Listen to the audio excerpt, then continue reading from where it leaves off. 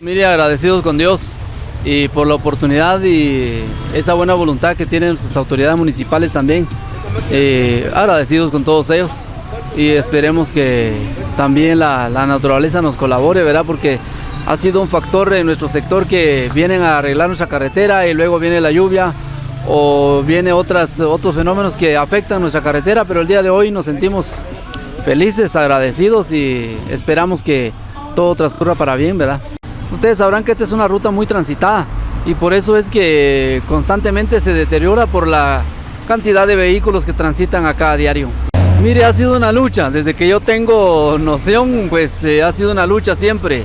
Si ustedes como medio de comunicación han notado, es una de las carreteras, diríamos nosotros, más abandonadas por las autoridades nacionales. Lo hemos lamentado, lo hemos pronunciado en las diferentes instancias, pero el día de hoy ver ese aporte de nuestras autoridades municipales pues nos alegra, cuando sabemos muy bien que no les compete a ellos. La función de ellos pues es muy diferente, pero mire, el hecho que nos estén apoyando, yo creo que para nosotros es tan importante reconocer esto.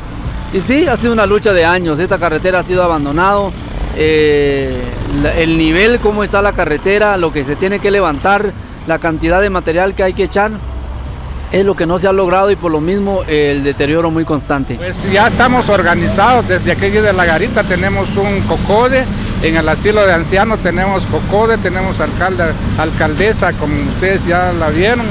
De igual manera está la comunidad, está Chatiná primero, segundo, tercero.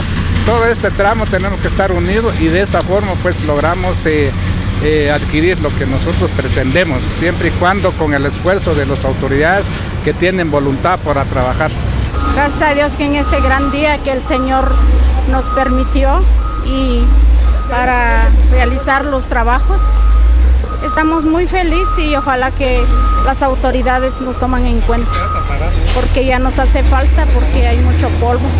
Y también a los tránsitos también, que nos tomen en cuenta que es un trabajo muy grande que realicen el día de hoy. ¿Es importante este trabajo? Sí, para mí es muy importante. Yo soy alcaldesa de asilo de ancianos. Estamos apoyando y están otros compañeros que también es de los COCODES.